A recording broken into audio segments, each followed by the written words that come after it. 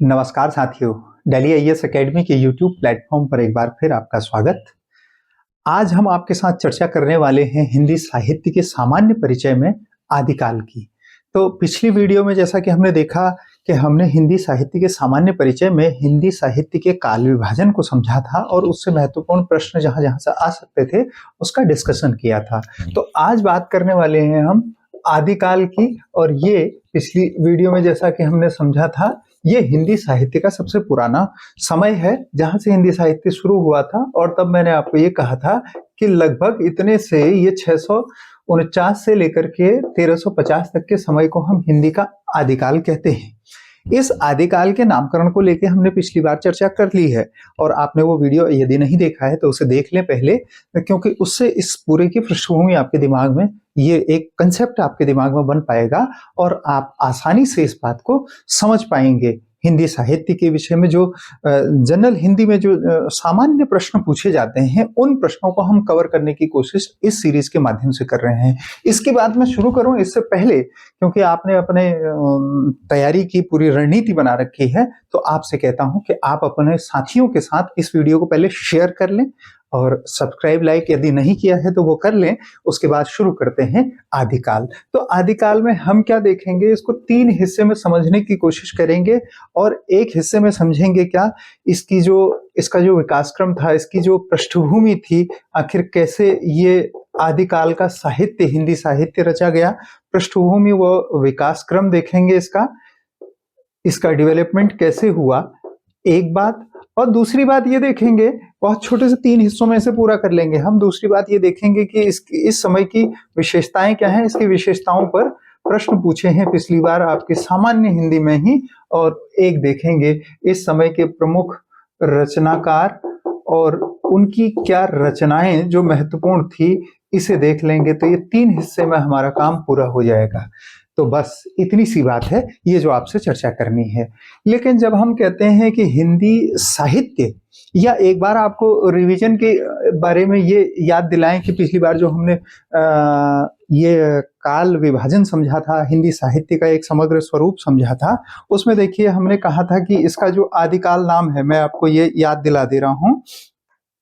आदिकाल नाम हजारी प्रसाद द्विवेदी ने दिया था, आपको याद है। और ये वीर गाथा काल नाम ये रामचंद्र शुक्ल ने दिया था, ये भी आपको याद है। और आपको ये भी याद है सिद्ध सामंत काल किसने कहा था, सिद्ध सामंत काल। प्लीज रिवीजन करें मेरे साथ, और मैं आपको फिर यहीं से आगे बढ़ाऊंगा।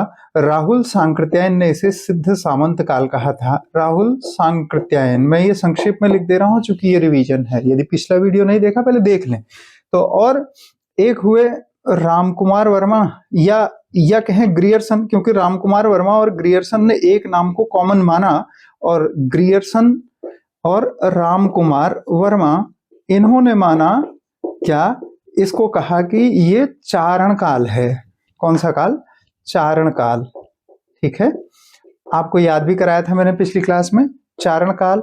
और एक हुए मिश्र बंधु, उन्होंने इस काल को प्रारंभिक काल कहा। कौन, मिश्र बंधु, प्रारंभिक काल। और एक और हुए जिसकी चर्चा पिछली वीडियो में तो नहीं आई है, लेकिन वो पूछा जा सकता है, उन्होंने नाम दिया बीज वपन। बीज वपन मतलब बोना, वपन मतलब बोना, मतलब सीडिंग करना। तो जब बीज बोया गया, किसका, हिंदी साहित्य का बीज बोया गया, उसे बीज वपन काल कहा जाता है। तो बीज वपन काल महावीर प्रसाद द्विवेदी ने कहा था। महावीर प्रसाद द्विवेदी बीज वपन, और ये हजारी प्रसाद द्विवेदी, नाम याद रखिएगा क्योंकि कंफ्यूजन के लिए पहला ऑप्शन यही होगा। जब आदिकाल पूछा जाएगा तो पहला ऑप्शन दिया जाएगा आपको महावीर प्रसाद द्विवेदी, और जब आदिकाल पूछा जाएगा, आदिकाल जब पूछा जाएगा तो पहला ऑप्शन महावीर प्रसाद द्विवेदी, और जब बीज वपन काल पूछा जाएगा तो पहला ऑप्शन हजारी प्रसाद द्विवेदी होगा। इसलिए इससे बच करके बी ऑप्शन सी डी तक पहुंचने की कोशिश करिएगा, ये गलती अमूमन ऐसे ही होती है। और एक और नाम देखें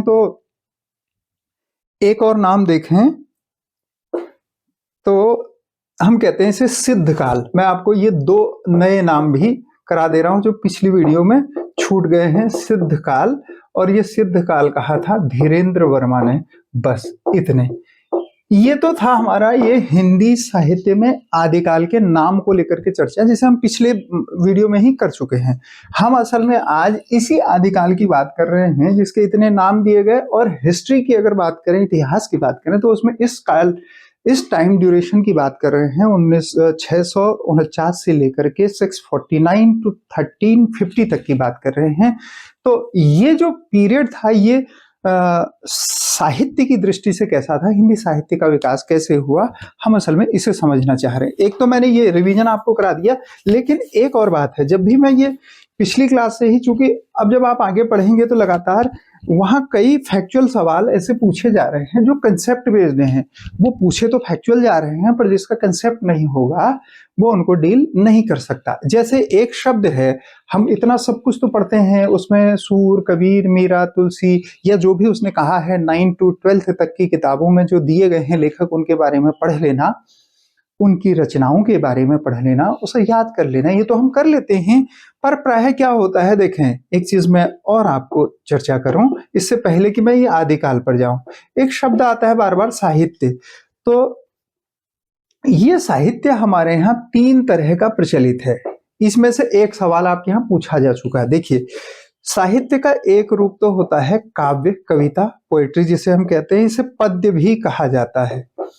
अब आप में से बहुत सारे लोग कहेंगे जी हम हिंदी साहित्य, सर हिंदी हमने नहीं पढ़ा, हमारा स्कूल से भी बहुत वीक रहा है, और जिस स्कूल में हम पढ़ते थे वहाँ हिंदी इतनी अच्छी नहीं पढ़ाई जाती। मैं आपको ये वादा कर रहा हूँ कि हम B to A पढ़ेंगे, बेसिक टू एडवांस, मतलब एकदम अगर लेवल की स्टेज में भी हम हैं, कुछ भी नहीं जानते, केवल आप एक बार इस वीडियो को देख समझ लीजिए, और आपको कुछ उसके अलावा नहीं सोचना कि आपने उससे पहले कितना पढ़ा है, जाना है। ऐसा ही हम व्याकरण में भी करेंगे, ऐसा ही हम यहाँ भी करेंगे। आपको केवल सुन भर लेना है, और बहुत हो सके तो एक बार नोट कर लेना है। इससे संबंधित कुछ PDF भी होंगी, वो हम आपको साझा करेंगे।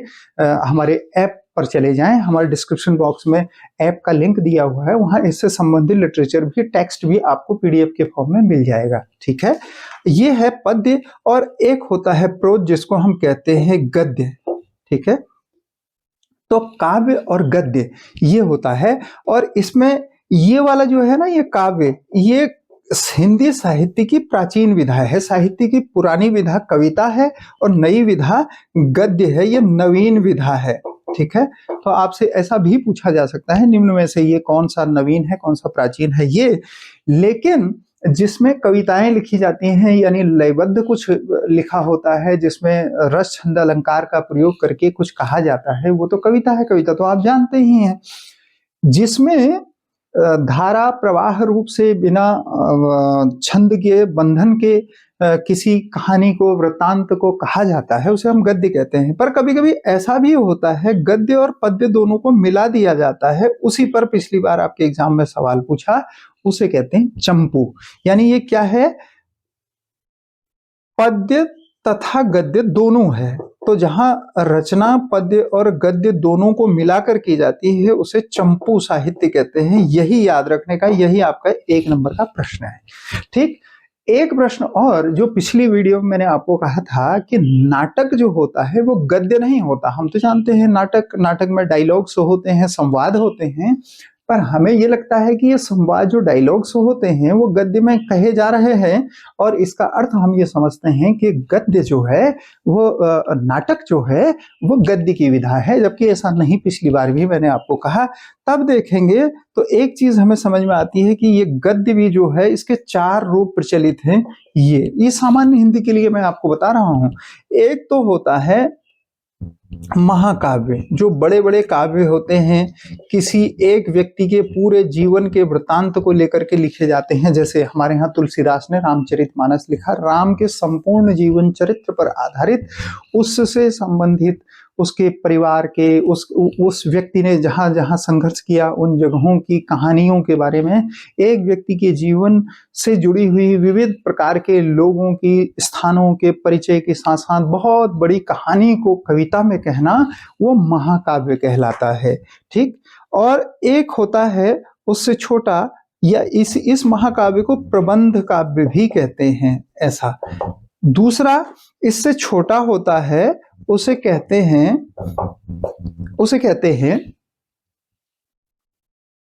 खंड काव्य। इस खंड काव्य का संबंध किससे होता है?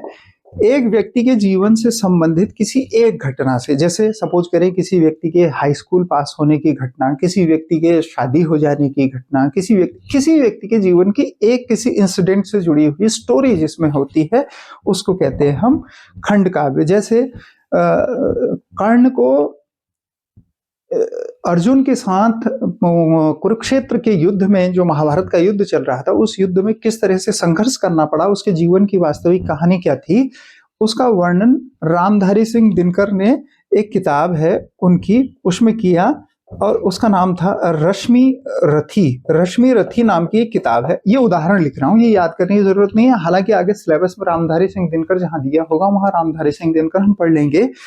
एक तीसरा रूप होता है जिसे हम कहते हैं मुक्तक, जिसमें किसी ऐसे व्यक्ति कहानी से संबंधित बात नहीं होती, किसी छोटे छोटे विषय पर लिखी जाती हैं ये कविताएं, उनको कहते हैं मुक्तक। एक और होता है, उसे हम कहते हैं दृश्य काव्य। ऐसी कविता, ऐसा काव्य जिसे देखा जा सकता है। इसी का एक उदाहरण है नाटक। इसलिए मैं पिछली बार आपको कह रहा था कि नाटक काव्य की पद्य की विधा नहीं है। आगे बढ़ते हैं, गद्य देखते हैं। गद्य में देखें, गद्य में एक तो होता है उपन्यास, या उपन्यास से भी पहले जिसकी शुरुआत हुई कथा, एक होती है कहानी, एक होता है उपन्यास, और एक होता है निबंध। ये सब आप जानते हैं, यदि नहीं जानते तो जान रहे हैं, और ऐसे ही जानने से ही आप जानेंगे। और निबंध, और इसके अलावा होता है, आगे चलेंगे तो एक होता है रूपक, और एक होता है यात्रा वृतांत। यात्रा वृतांत किसी जर्नी के विषय में डिटेल से विवरण देना। एक होता है संस्मरण, और एक होता है रेखा चित्र। ये इस तरह से, और एक और होता है जैसे किसी कार्यक्रम विशेष की, किसी दिन समय, किसी घटना के विषय में रिपोर्ट बनाई जाती है, उस तरह से रिपोर्ट लेखन के काम को हमारे यहाँ रिपोर्टार्ज कहा जाता है। साहित्य की भाषा में रिपोर्ट लिखने को रिपोर्टार्ज कहा जाता है। ये बस इतनी सी बातें थी। ये विधाएं हैं। तीन तरह से साहित्य लिखा जाता है, काव्य के रूप में, कविता के रूप में, और गद्य के रूप में, प्रोज के रूप में, और दोनों को मिला के जो लिखा जाता है उसको चंपू कहते हैं। और कविता के ये चार रूप प्रचलित हैं, जिसमें एक महाकाव्य होता है बड़ा, एक उससे छोटा किसी एक हिस्से को लेकर कहा जाता है, एक किसी हिस्से को लेकर नहीं कहा जाता बल्कि छोटी छोटी बातों को लेकर कहा जाता है, उसको कहते हैं मुक्तक। और जो दृश्य काव्य होता है उसका एक उदाहरण है नाटक, जिसे देखा जा सकता है। कविता का ऐसा रूप जो मंच पर देखे जाने के लिए प्रस्तुत किया जा सकता हो, इसलिए इसमें संवाद होते हैं, डायलॉग होते हैं। अब वो कविता के फॉर्म में भी हो सकते हैं, जैसे रामलीला में सारे वो चौपाइयां और दोहे गाकर, यानी कविता को गा करके प्रेजेंट किया जाता है एक्टिंग के साथ स्टेज पर। तो एक्टिंग और स्टेज जहां इन्वॉल्व होता है कविता में, वो है नाटक। आगे बढ़ते हैं, अब आते हैं मुख्य विषय पर। साहित्य के विषय में आपने समझ लिया, ये चंपू एक शब्द इंपॉर्टेंट था आपके लिए, और यहाँ से एक रिपोर्टार्ज, रेखा चित्र, संस्मरण, और आपसे कहेगा क्या, निम्न में से कौन एक साहित्य की गद्य विधा नहीं है, तब उसमें एक ऑप्शन होगा क्या, नाटक। और आपसे कहेगा कौन एक काव्य विधा नहीं है, तब ये ऑप्शन दिए होंगे क्या, महाकाव्य, खंड काव्य और मुक्तक काव्य, और एक कुछ और दिया होगा, उपन्यास, निबंध, रिपोर्टाज, रेखा चित्र, इस तरह का। ठीक, आइए बात करते हैं इसके विकास क्रम की। किसके, आदिकाल के। आदिकाल क्या, हिंदी साहित्य की शुरुआत का काल। अच्छा जरा समझें इसकी पृष्ठभूमि की, जब हम बात कर रहे हैं ना, तो ये देखें हम 649 की बात कर रहे हैं। ये 649 की अगर बात समझेंगे, देखिए इस तरह से पढ़ना बहुत आसान है। आप बहुत समय से अगर हिंदी साहित्य के विद्यार्थी होंगे तो भी, और नहीं होंगे, हिंदी में रुचि रखते होंगे तो भी, हिंदी में कुछ कविताएं, कुछ लेखकों के नाम, कुछ साहित्यकारों के नाम, कुछ लेखकों, रचनाकारों की कुछ प्रसिद्ध किताबें जो आपने पढ़ी होंगी, उनको पढ़ करके, फैक्ट्स को याद करके समझना एक अलग बात है। लेकिन जब किसी विषय को आप गहराई से समझना चाहते हैं तो उसे समझना पड़ता है उसके बैकग्राउंड को। तो उसका बैकग्राउंड अगर आप समझेंगे तो आपको ये फैक्ट्स ना इतने सारे याद नहीं करने पड़ेंगे। कबीर ने ऐसा साहित्य क्यों लिखा, तुलसी ने ऐसा साहित्य क्यों लिखा, चंद बरदाई ने जो पृथ्वीराज रासो लिखा उसमें ऐसा क्यों लिखा, जो आल्हखंड लिखा गया उसमें ऐसा क्यों। हाँ, इनकी बात कर रहा हूं मैं, आप घबराएं नहीं, मैं इनकी बात कर रहा हूं, पर मैं आपको ये कह रहा हूं, जो लोग इसे जानते हैं उनसे कह रहा हूं, ये बातें कितनी इंपॉर्टेंट है अपनी हिस्ट्री से जुड़ी हुई, तो इसलिए इसको समझना है ये खंड पृष्ठभूमि। और वैसे भी आप लोग तो जब ये तैयारी कर रहे हैं ना कॉम्पिटिटिव एग्जाम की, तो कॉम्पिटिटिव एग्जाम जहां जीएस भी आपको देना होता है साहित्य के साथ साथ, सामान्य हिंदी के साथ, साहित्य के साथ, मैथ रीजनिंग के साथ, तो वहां आपको ज्योग्राफी, हिस्ट्री, पॉलिटी, इकोनॉमी को जोड़ करके, इन्वायरमेंट को जोड़ करके, सबको जोड़ करके एक साथ समझना पड़ता है, उससे करंट अफेयर भी समझ में आता है।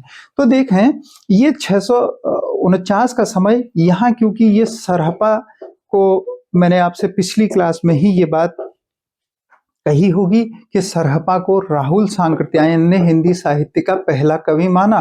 राहुल सांकृत्यायन ने, ये पूछा हुआ प्रश्न है और फिर पूछा जाएगा, तो इन्होंने इन्हें हिंदी का पहला कवि कहा। अब यहाँ जो ये शुरुआत हो रही है, अभी आपको लिखा भी देंगे, नोट अलग से करिएगा, पर इस कहानी को समझें। इस समय कैसा पीरियड था, ये सन 647 में भारत में जो अंतिम हिंदू सम्राट के रूप में जाने जाते थे, कौन, अंतिम हिंदू सम्राट, ये हिस्ट्री में आपसे प्रश्न पूछा जाएगा, साहित्य में नहीं पूछा जाएगा। कौन थे ये, हर्षवर्धन। इन्हीं हर्षवर्धन का, सम्राट हर्षवर्धन कहते हैं इनको, प्रियदर्शी भी इनका नाम था, हर्षवर्धन। तो इन हर्षवर्धन ने उत्तराखंड के मानस खंड में भी गौविषाणपुर तक शासन किया था, ये भी आप जानते हैं, गौविषाणपुर, जिसे आजकल हम काशीपुर भी कहते हैं यहां तक। तो मैं ये बात बता रहा हूं आपको कि ये हिंदी साहित्य का विकास कैसे हुआ। इनका निधन हो गया 647 में, हर्षवर्धन का निधन हो गया और इनको अंतिम हिंदू सम्राट के रूप में जाना जा रहा था। और अंतिम हिंदू सम्राट जब खत्म हो गया तो भारत में सत्ता का केंद्र जगह जगह हो गया, मतलब एक शक्तिशाली राजा अब खत्म हो गया। तो जगह जगह जब शक्तियों ने सिर उठाने शुरू किए तो वो बहुत कमजोर थे और आपस में लड़ते झगड़ते थे। असल में ये लड़ते झगड़ते थे, या ये हर्षवर्धन की कहानी मुझे आपसे इसलिए कहनी पड़ रही है क्योंकि इस आदिकाल को वीर गाथा काल भी कहा जाता है। तो उस समय जो साहित्य लिखा गया उसमें वीरता की बड़ी कहानियां हैं। वीरता की ये कहानी क्यों कही जा रही थी, क्योंकि हर व्यक्ति, हर राज्य में रहने वाला एक पढ़ा लिखा व्यक्ति जो साहित्य की रचना कर सकता था, वो सोचता था हमारा राजा जीते, और जीते के लिए वो कहता था कि हमारा राजा सबसे वीर है। और वीरता की इन्हीं बातों को लेकर के उन्होंने कविताएं लिखी, और इसी को चारण कविता कहते हैं। चारण मतलब अपने राजा की प्रशंसा में, चापलूसी में लिखी जाने वाली कविताएं। तो इसीलिए आपको जॉर्ज ग्रियर्सन, इसलिए मैं कह रहा हूं ना, आपको पृष्ठभूमि समझना जरूरी है। जॉर्ज ग्रियर्सन और रामकुमार वर्मा ने इसे चारण काल इसीलिए कहा, ठीक है। अच्छा, आगे अब रामकुमार वर्मा ने ही इसे संधि काल कहा। यह संधि काल किसका था, उस हर्षवर्धन के पीरियड के खत्म हो जाने के बाद, वो जो हिंदू राष्ट्र था उसके खत्म हो जाने के बाद इस्लामिक संस्कृति के आगमन से, इस्लाम के आगमन से, ये जो देश के बाहर की संस्कृति थी और जो देश के भीतर की संस्कृति थी उसमें कैसे मेल हुआ, उस बात को समझने के लिए ही उन्होंने उसका नाम संधि काल रखा है। अच्छा, आगे चलें तो इस समय क्या हुआ, 647 में हिंदू सम्राट ये हर्षवर्धन का निधन हो गया, क्षेत्रीय ताकतें उठी। और आपको लग रहा है ना कि हम लोग ये इतना क्यों पढ़ रहे हैं, नहीं, इतना इसलिए पढ़ रहे हैं कि स्टोरी एक बार आपके दिमाग में बैठ जाए तो आपको ये फैक्ट याद करना मुश्किल नहीं होगा। अच्छा, फिर क्या हुआ कि 711 में भारत में पहला अरबिक आक्रमण हुआ मोहम्मद बिन कासिम का। जरा समझ लें, इस मोहम्मद बिन कासिम के आक्रमण के बाद, हालांकि पहला आक्रमण तो इससे पहले हो चुका था पर वो सफल नहीं हुआ, वो पुणे महाराष्ट्र में हुआ था। ये दूसरा आक्रमण था जो सफल हो गया, जिसने सिंध के शासक दाहिर को हरा दिया था भारत में। और अब क्या हुआ कि इस्लामिक सत्ताएं यहाँ आ गई। बाद में गजनी आया, फिर गौरी आया, गौरी ने पृथ्वीराज रासो को हरा दिया। ये बात मैं आपको हिस्ट्री नहीं पढ़ा रहा, पर आपको ये बता रहा हूँ कि ये 1092 की जो घटना है, ये इसमें गौरी ने तराइन के द्वितीय युद्ध में पृथ्वीराज तृतीय, ये भी पूछा हुआ प्रश्न है। जिसको हम पृथ्वीराज चौहान के नाम से जानते हैं, वह असल में पृथ्वीराज कौन से थे? प्रथम, द्वितीय, तृतीय, ऐसा प्रश्न पूछा है, तो ये तृतीय थे। ठीक, और इनके हार जाने के बाद भारत में असल में इस्लामिक सत्ता की स्थापना हुई। अब इस्लामिक सत्ता की स्थापना हो जाने के बाद ये द्वंद्व चलता रहा, जो भारत के मूल निवासी थे वो और जो बाहर से आई हुई शक्तियां थी वो, उनमें आपसी जो द्वंद्व चला, उसी में साहित्यकारों ने रचनाएं लिखी। तो दो बातें बड़ी स्पष्ट समझ में आ गई। एक तो उस समय का जो साहित्य होगा वो वीर गाथा को, वीरता को लिखने वाला होगा और चारण की तरह से काम करने वाला होगा, यानी चापलूसी भरा होगा। तो देखें कि ये, क्षमा करें, मैंने आपको यहाँ 1092 लिखा है ना, तो ये 1192 है। 1092 वो गलती से लिख दिया। 1192 में जो तराइन का युद्ध हुआ था, तराइन का युद्ध, बस वो सन एक संशोधित है। 1092 गलती से लिख दिया, 1192। ठीक, तो अब क्या हुआ, ऐसे ये हुआ है विकास हिंदी साहित्य का। क्या विशेषताएं रही होंगी उस समय के साहित्य की? तो देखें, एक तो उस समय अगर विशेषताओं में जाएं तो क्या था, हाँ आप नोट करते चलें एक एक करके। जो ये बात मैंने कही ना, आपको ये भी नोट कर सकते हैं, वहां हिस्ट्री में आपके काम आएगी। तो एक तो क्या था कि इस समय वीरता पूर्ण धार्मिक तथा एक तीसरे तरह का साहित्य होता था, उसे कहते थे श्रृंगार परक साहित्य। अब इससे वास्ता पड़ेगा आपका, श्रृंगार परक साहित्य ये क्या होता है? जिसमें स्त्री पुरुष के प्रेम को दिखाया जाता है। स्त्री पुरुष के प्रेम को बताने वाला जो साहित्य होता है, ये जो कविताएं होती हैं, वो श्रृंगार परक कहलाती हैं।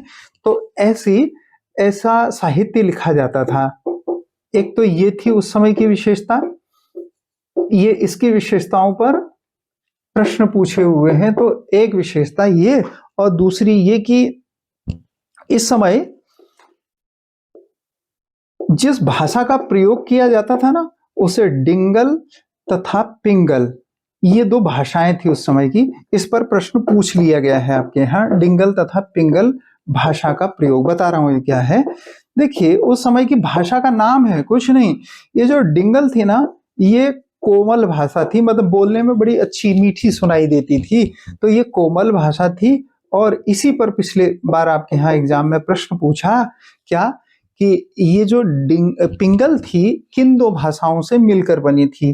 तो ये राजस्थानी और ब्रज से मिलकर बनी थी। राजस्थानी प्लस ब्रज, ये इसका योग था, इससे बनी थी ये पिंगल भाषा। मतलब राजस्थानी के कुछ शब्द प्रयोग होते थे और कुछ शब्द प्रयोग होते थे ब्रज के। और एक दूसरी भाषा थी, इसको कहते थे डिंगल। ये थोड़ी सी कर्कश थी, सुनने में अच्छी नहीं लगती थी, बड़े कठोर शब्दों का प्रयोग किया जाता था।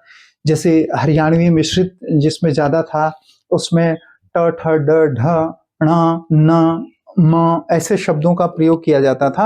आगे एक जगह अगर आवश्यकता हुई तो हम पढ़ेंगे इसे। हालांकि वर्णमाला में जब हम पढ़ेंगे कि ये अनुस्वार व्यंजन क्या होते हैं, वहां इनका प्रयोग करेंगे। तो कर्कश भाषा थी और धीरे धीरे ये समाप्त हो गई, धीरे धीरे ये खत्म हो गई, धीरे धीरे समाप्त हो गई। ये एक बात थी। अच्छा, एक भाषा और जिस पर सवाल पूछा गया, संधा भाषा। संधा भाषा, ये देखें, ये संधा भाषा। तो पूछा गया कि संधा भाषा का प्रयोग कौन करता था, ये कैसी भाषा थी? तो एक तरह की कोडिंग जो होती है ना, कोड लैंग्वेज, जिसमें बड़े बड़े संकेतों का प्रयोग करता है। जो उन चीजों को जानता है वही समझ सकता है कि ये क्या कहा गया है। तो एक तरह से कोड लैंग्वेज हुआ करती थी। तो ये संधा भाषा भी उस समय प्रचलित थी। संधा भाषा सिद्ध साहित्यकारों में प्रचलित थी। सिद्ध साहित्यकार, ये अभी बता रहा हूं। ये जो अभी मैंने आपसे नहीं कहा सरहपा, ये सरहपा एक सिद्ध साहित्यकार थे। ठीक, अभी इसकी बात कर रहे हैं। ये संधा भाषा सिद्ध साहित्यकारों द्वारा प्रयोग की जाती थी। ठीक है, ये मुख्य विशेषताएं हो गई इसकी। अब शेष बातें इसमें हो जाएंगी जब हम पढ़ेंगे ये रचनाएं, रचनाकार, और कुछ शेष बचेगा। अच्छा, एक और चीज हो सकती है, एक और चीज जो इम्पोर्टेंट है आपके लिए, वो ये एक शब्द था कड़वक, कहते हैं कड़वक, कड़वक। कड़वक शैली में कविताएं लिखी जाती हैं। क्या होती है ये कड़वक शैली? वैसे ही जैसे आपने रामचरितमानस पढ़ा है ना, सुंदरकांड अक्सर आप हम लोग पढ़ते हैं, तो उसमें क्या होता है, कुछ चौपाई होती है ऊपर और नीचे एक दोहा होता है, फिर चौपाइयां होती हैं, फिर दोहा होता है। तो उसी शैली को, मतलब चौपाइयों के साथ दोहे लिखे जाने वाली शैली को कड़वक शैली कहते हैं। चौपाइयों के साथ दोहे। तो आपसे पूछेगा निम्न में से कड़वक क्या है? तो कड़वक कविता लिखने की एक शैली है जिसमें क्या, चौपाई के साथ दोहे लिखे जाते हैं, इसी को कहते हैं कड़वक शैली के साथ दोहे शैली प्रयोग होती थी। बस इतनी बात।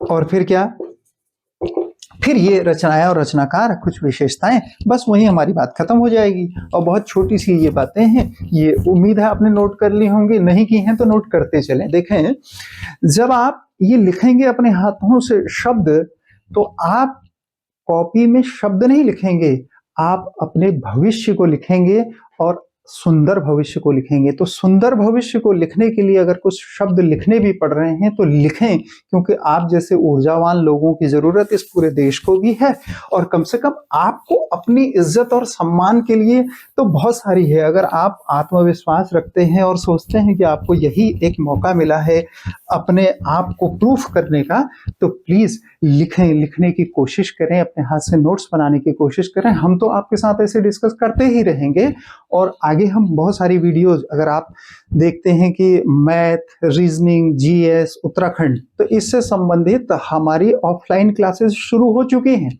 आप नीचे डिस्क्रिप्शन बॉक्स में हमारा नंबर दिया गया है, उस पर फोन करके पूछ लें बैच की टाइमिंग। और उसके साथ एक अच्छी बात यह है कि उसमें फ्लेक्सिबिलिटी ये रहती है, अगर आप ऑफलाइन क्लासरूम में बैठ करके कर सकते हैं तो अच्छी बात, और नहीं तो आप उसी समय उसे लाइव भी कनेक्ट हो सकते हैं अगर आप शहर से दूर रहते हैं। तो जैसे भी आपके लिए सुविधाजनक हो, पर आप अपनी तैयारी के साथ जुटिए। आपके योग्यता की, पात्रता के टेस्ट का समय आ गया है, और आपको अपने आप को प्रूफ करने का समय आ गया है। बहुत दिनों आपने इंतजार किया है इस पोस्ट का, और आप इसके लायक हैं। तैयारी में जुटिए, हम आपके साथ हैं। ठीक है, मैं आपको कह रहा हूं, प्रमुख रचनाएं और रचनाकार, इस बात को समझने के लिए हमें यह समझना पड़ेगा कि उस समय जो साहित्य लिखा गया वो एक तो रासो साहित्य था। अब मैं उस रासो साहित्य की विस्तार से चर्चा नहीं कर रहा, पर जैसे इसे ऐसे नोट कर लें, जैसे आपके लिए आसान हो सकता है, मैं वैसे काम करने की कोशिश कर रहा हूं। एक तरफ लिखते हैं रचना, और दूसरी तरफ लिखते हैं रचनाकार, और तीसरी तरफ महत्वपूर्ण तथ्य। अगर उस रचनाकार से संबंधित महत्वपूर्ण तथ्य होगा ना, तो उसकी चर्चा करेंगे। और इसीलिए इसे सामान्य हिंदी में पूछा जाता है, कुछ न कुछ बात उससे जुड़ी हुई होगी, इसीलिए हमसे वो सामान्य हिंदी में पूछा जा रहा है। तो प्रमुख तथ्य एक ये भी लिखेंगे, ठीक, और यही हमारे लिए महत्वपूर्ण होने वाला है, वरना ये साहित्य का खंड हो जाता। हम साहित्य के नहीं पढ़ रहे हैं, हम लोग इसे सामान्य हिंदी में पढ़ रहे हैं। एक रचना थी, उसको पूछा है हमारे यहाँ, मुकरियां तथा पहेलियां, ऐसा। और इसके रचनाकार थे अमीर खुसरो। इनके बारे में कुछ ज्यादा चीजें लिखनी है, इसलिए मैंने इनका नाम पहले लिख दिया। इनका ओरिजिनल नाम तो था अबुल हसन, ये इनका नाम ओरिजिनल, ये पूछा जाएगा। देखिए, इन्हें भारत में, चूंकि मैंने आपसे कहा ना कि उस समय इस्लामिक संस्कृति भारत में आई, और पहले से जो भारत के लोग थे, जो आर्य मूल निवासी यहाँ के थे, आर्य मतलब पवित्र, ये पूछा हुआ शब्द है, तो ये लोग उस द्वंद में थे, मतलब इस्लाम के साथ संघर्ष चल रहा था। लेकिन ऐसे में अमीर खुसरो ने दोनों संस्कृतियों को मिलाने के लिए बड़े काम किए, इसलिए इन्हें हिंद इस्लामी, ये पूछा जाएगा, हिंद इस्लामी संस्कृति का प्रतिनिधि का प्रतिनिधि कवि कहा जाता है। कौन सी संस्कृति का? हिंद इस्लामी संस्कृति का। और इसी हिंद इस्लामी संस्कृति को हम लोग क्या कहते हैं? गंगा जमनी तहजीब कहते हैं। तो असल में इसकी शुरुआत इन्होंने की थी। अच्छा, इन्होंने इस बात को, इन सब में मेल हो जाए इस बात के लिए इन्होंने एक गायन की एक विधा जिसको हम कव्वाली कहते हैं, इसकी शुरुआत की। इन्होंने गायन की तराना शैली की शुरुआत की। इन्होंने सितार का आरंभ किया। और सबसे इंपॉर्टेंट जो आपके एग्जाम में कई बार पूछा गया, क्या भारत में जो इस समय राजभाषा के रूप में प्रचलित है, सरकारी कामकाज के रूप में जो भाषा प्रचलित है जिसको हम खड़ी बोली कहते हैं, उस खड़ी बोली की शुरुआत इन्हीं अमीर खुसरो ने की थी। इसलिए इनके बारे में पूछा जाएगा, इसलिए मैंने आपको ये लाइन पहले लिखा दी। तो खड़ी बोली की सितार तथा खड़ी बोली की शुरुआत इन्होंने की थी। ठीक है। तो अच्छा, इनको अबुल हसन तो इनका वास्तविक नाम था। इनकी बड़ी तूती बोलती थी। तूती बोलती थी मतलब इनका बड़ा प्रभाव था। इनका यश जो था वो सब तरफ फैला हुआ था, बड़ा अच्छा साहित्य लिखने की वजह से, संगीत की वजह से। तो इन्हें जैसे ना कहते तूती बोलना, तो तूती बोलने के नाम पर ही कहा जाता है तूती ए हिंद। हिंद की तूती मतलब हिंदुस्तान की जो तूती है मतलब प्रभाव है, वो इनके अंदर दिखाई देता था, इसलिए इनको तूतीये हिंद नाम से भी जाना जाता है। अब आपके पास क्या हुआ? एक किताब का नाम मुकेरियां तथा पहेलियां, और इसके लेखक अमीर खुसरो का वास्तविक नाम अबुल हसन, और इनका अन्य नाम तूतीये हिंद। और इन्होंने जो काम किए, कव्वाली, तराना, सितार और खड़ी बोली की शुरुआत, और इन्हें हिंद इस्लामी संस्कृति का प्रतिनिधि कवि कहा जाता था। अगर यहाँ से कुछ इंपॉर्टेंट है तो ये है।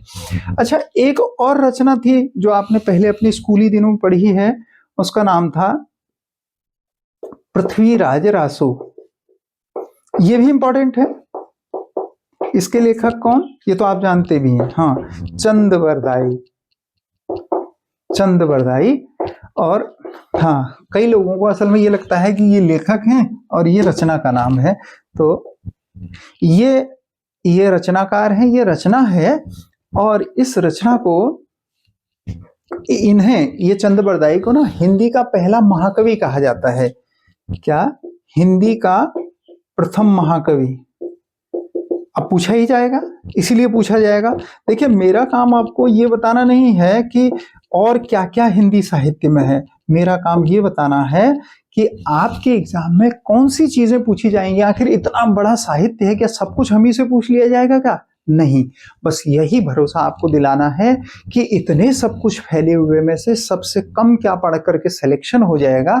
और देखें, हमारे पढ़ाने के तरीके को, हमारे एकेडमी को इसीलिए जाना जाता है कि हम आपकी प्रिपरेशन को मैक्सिमाइज और सिलेबस को मिनिमाइज कर देते हैं। और इस समय सबसे बड़ी चुनौती इसी बात की है, क्योंकि हम हर तरफ सूचनाओं से, इंफॉर्मेशन से घिरे हुए हैं। इंटरनेट के एक क्लिक पर सारी इंफॉर्मेशन अवेलेबल है। मार्केट में देखें, इतनी सारी बुक्स हैं, इतनी सारी बुक्स, इतने सारे इंटरनेट पर अवेलेबल इंफॉर्मेशन, और हमारे सिलेबस के अकॉर्डिंग छपा हुआ लिटरेचर, और इंस्टाग्राम, टेलीग्राम से लेकर के सब जगह ये चीजें आपके आसपास फैली हुई हैं। सबसे बड़ी चुनौती है उसमें से क्या हटा दें, क्या कम कर दें।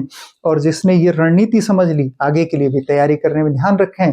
सबसे इंपॉर्टेंट बात है कि आपको अपने स्टडी मटेरियल को कम करना है, बढ़ाना नहीं है। ये थोड़ी सी मैं उल्टी सी बात कह रहा हूं, पर यह गंभीर सी बात है, क्योंकि तैयारी करने में 95% वो लोग होते हैं जो पढ़ाई करने के लिए तैयारी करते हैं, और 5% वो लोग होते हैं जो सिलेक्शन लेने वाले लोगों में होते हैं, जो क्या करते हैं?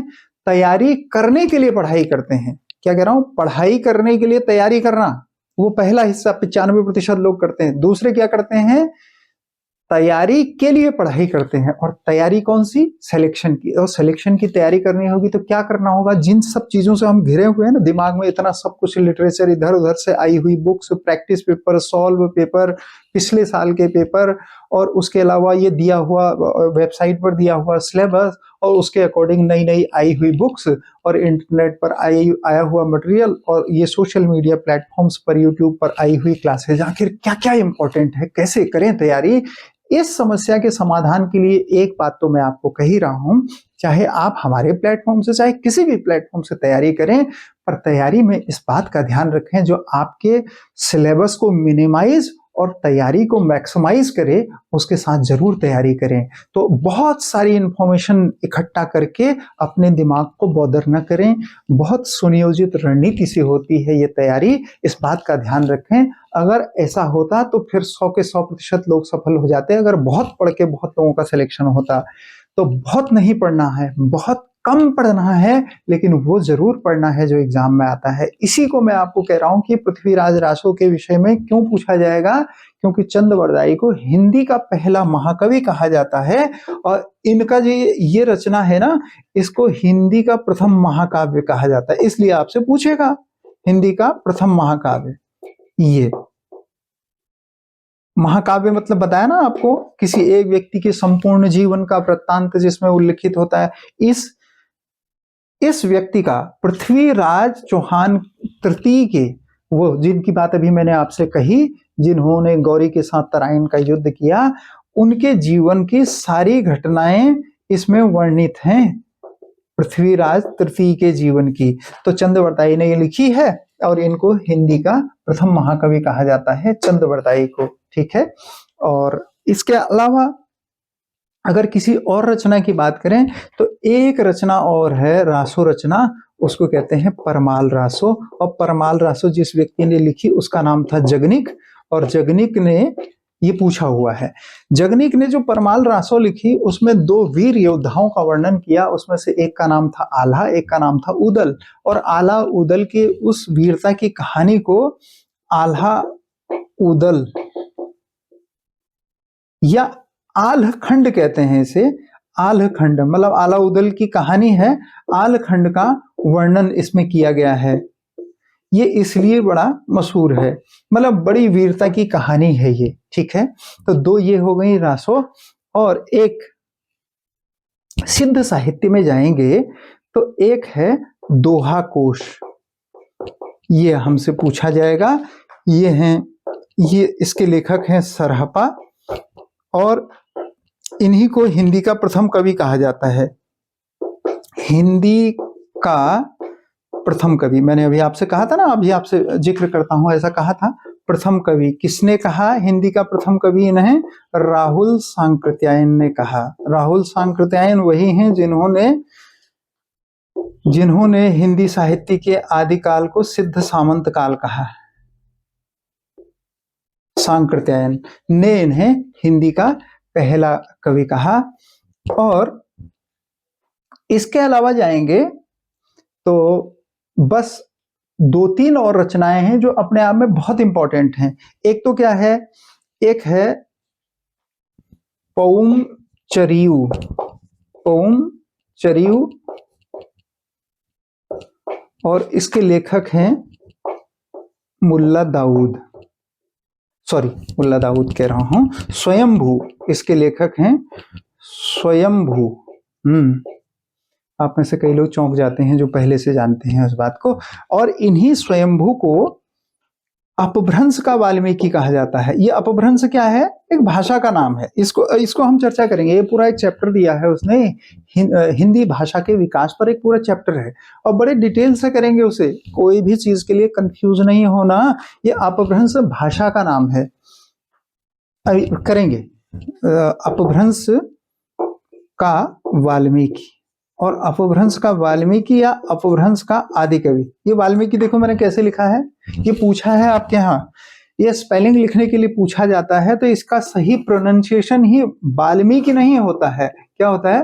वाल्मीकि, मौ में बड़ी ई, कौ में छोटी ई, ये हो गया वाल्मीकि। ये लिखने के लिए पूछा हुआ है।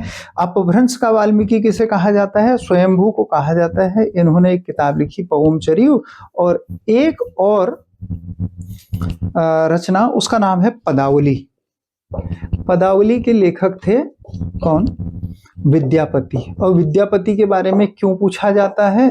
इसलिए क्योंकि इनको मिथिला का हमारे संविधान के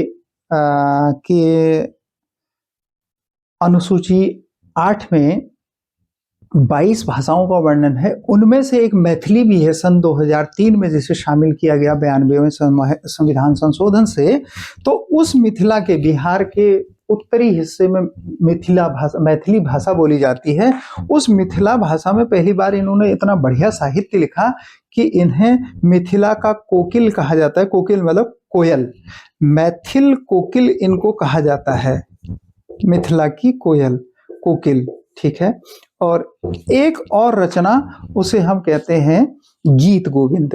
तो गीत गोविंद रचना लिखी थी जयदेव ने, और ये पूछी हुई रचना है। इसलिए बस इतनी बात करके जो लोग साहित्य वाले हैं वो कतई ये ना समझें कि हम इससे एलटी लेक्चरर जैसे एग्जाम या नेट की तैयारी कर लेंगे। ये उन लोगों के लिए बहुत, मतलब अगर आप इतना नहीं जानते तो ये तो आपके लिए सब कुछ महत्वपूर्ण है, लेकिन आपको थोड़ी सी और एडवांस लेवल पर भी जाना है। उसकी चर्चा हम अलग से वीडियो में करेंगे, या एलटी और लेक्चरर के सिलेबस के लिए हम अलग से ऐप पर वीडियो अपलोड करेंगे बहुत जल्द। आपको एग्जाम होने से पहले वो भी मिल जाएगा, ऐसी हमें उम्मीद है। तो ये इतनी रचनाएं। अब देखें, मुकरियां, पहेलियां, अमीर खुसरो के, इन्हें अबुल हसन या तूतिए हिंद कहा जाता है। हिंद इस्लामी संस्कृति का प्रतिनिधि कवि कहा जाता है। कव्वाली, तराना, सितार, खड़ी बोली की शुरुआत इन्होंने की। और हिंदी का प्रथम महाकवि चंद बरदाई को कहा जाता है। पृथ्वीराज रासो को हिंदी का प्रथम महाकाव्य कहा जाता है। परमाल रासो के लेखक जगनिक हैं। आल्हकंड में इसका वर्णन है। एक बार इसे लिख के नोट करिएगा। और आगे हमने ये रणनीति बनाई है, जिन लोगों को ये याद करने, मतलब इस तरह से लिख करके याद करने में कठिनाई होती है, आपको इस तरह से रिकॉर्डेड फॉर्म में हम इस सबको दे देंगे जो इम्पोर्टेंट रचनाएं हैं, लेखक हैं, उससे संबंधित बातें हैं। चूंकि उसने 9, 10th, 11th, 12th 4 क्लासेस की हिंदी साहित्य की बातें पूछने को कहा है। आखिर सब कुछ तो नहीं आएगा, कुछ ही बातें आएंगी। अधिकतम 4 सवाल आएंगे, 4 सवाल 5 सवाल इतने आएंगे। तो 4 सवाल 5 सवाल के लिए सबसे कम क्या पढ़ करके, क्या याद करके आप एग्जाम हॉल जा सकते हैं, उसके लिए हम ऑडियो फॉर्मेट में भी आपको अपने ऐप पर कुछ चीजें दे देंगे। अगर ऐप आपने डाउनलोड नहीं किया है तो डिस्क्रिप्शन बॉक्स में ऐप का लिंक है, उसे पहले डाउनलोड कर लें। और हम इस सेक्शन के बाद, आदिकाल के बाद, एक दूसरे वीडियो के साथ आपके साथ मिलते हैं। उसका नाम होगा भक्तिकाल, और फिर एक छोटा सा वीडियो रीतिकाल। बस ये 3 खंडों में ये बात हो जाएगी। फिर आधुनिक काल को लेकर के जो बातें होनी हैं वो तो पढ़ते हुए भी हो जाएंगी, अन्यथा एक वीडियो आदिकाल का भी बन जाएगा। हम मिलते हैं अगले वीडियो में। आप बनाए रखिए धैर्य ऐसे ही, और इतने ही मनोयोग से करिए तैयारी। और हमारा जो संकल्प है, सपना आपका सच हम करेंगे, हम इसी विश्वास के साथ कि सपना आपका सच हम करेंगे। मिलते हैं अगले वीडियो में। Thank you so much.